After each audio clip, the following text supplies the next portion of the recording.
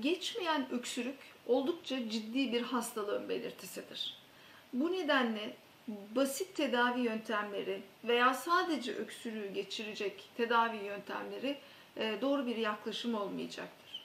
Belki bir gripte bitki çayları içmek, boğazınızı ılık çaylarla veya bitki özleriyle gargara yapmak iyi gelirken, bu inatçı, uzun sürmüş ve bir türlü geçmeyen öksürüğün altındaki nedeni araştırmak gerekir.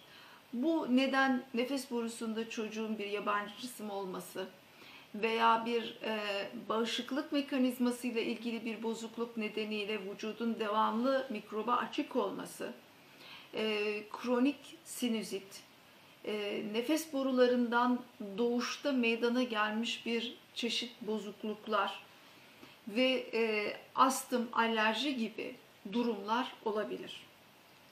Öksürüğün bitkisel çaresini ararken asıl hastalık keşfedilmezse o hastalık giderek ilerleyebilir ve akciğerin tahribatına yol açabilir.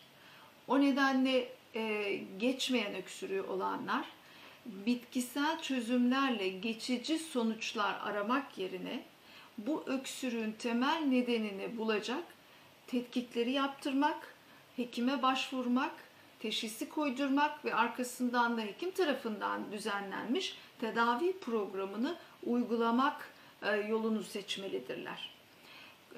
Bitkisel olarak önereceğimiz bu tip ilaçlar ancak tedavisi başka ilaçlarla yapılan, tanısı konmuş hastalarda olabilir.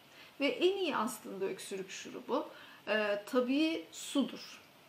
Ne kadar çok su içerse çocuk, balgamı o kadar çabuk sulanır ve o kadar rahat dışarıya atma şansı olur.